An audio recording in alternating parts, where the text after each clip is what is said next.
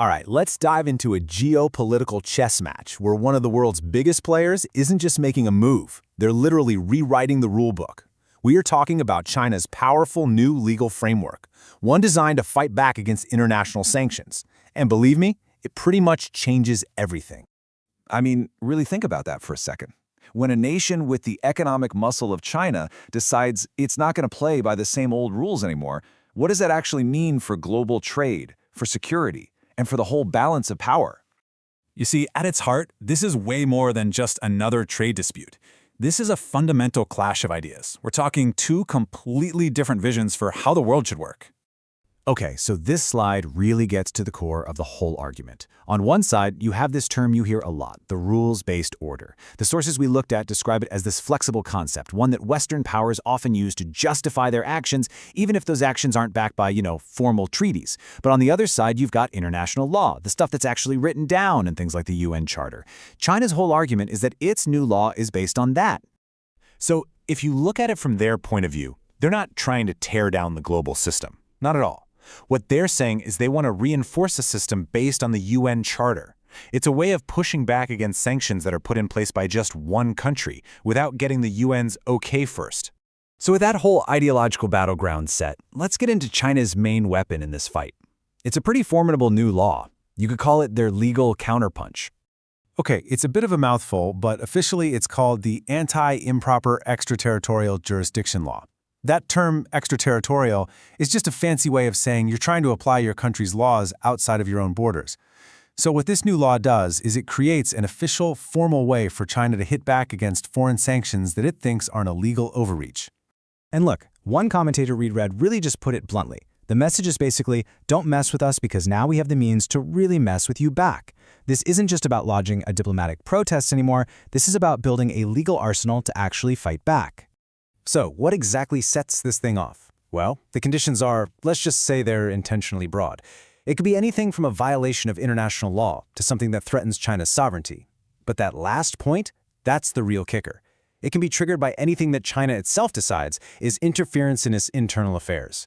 And this is where it gets really fascinating, because this law isn't just some vague threat. It is a highly detailed retaliation playbook. And it's got 9 distinct levels of escalation. Let's walk through them. Okay, so the playbook starts off kind of personal. Visa bans, getting kicked out of the country, but just watch how fast this ramps up. Step 3 allows them to seize and freeze property.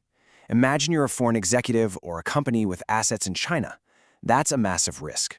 And from there, it just goes full-on economic warfare, banning transactions, cutting off all trade, and even blocking any new investment in China. And it doesn't stop there. By step 7, they could ban an entire airline or shipping company from ever entering China.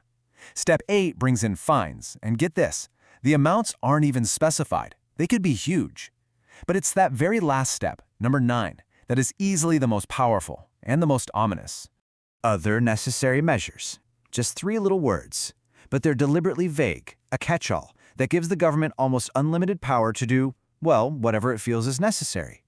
Sources we reviewed speculate this can mean anything from throwing foreign nationals in prison to, in a more extreme case, even justifying a military response. So look, this law isn't just some theory sitting in a book. Let's talk about a real-world, high-stakes scenario where, according to our sources, it might already be having a huge impact: the Strait of Hormuz.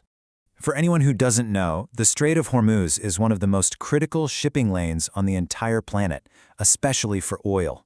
Any little disruption there sends massive shockwaves through the global economy. And for China, it's an absolute lifeline for their energy supply. So just imagine this scenario. A foreign navy tries to block or board a Chinese oil tanker in the strait. Well, under this new law, China could immediately turn around and declare that an improper extraterritorial action. All of a sudden, a naval standoff isn't just a military issue, it's a legal and economic crisis, and any one of those 9 steps we just went through could be on the table. And in fact, one analysis we looked at suggests this isn't just a what-if scenario. The theory is that this law is already working as a powerful deterrent. The threat of a severe, legally justified comeback is so credible that it might be the very reason Chinese ships are reportedly still sailing through that area without any trouble, even when tensions are super high. So what's the big takeaway here? What does this all mean?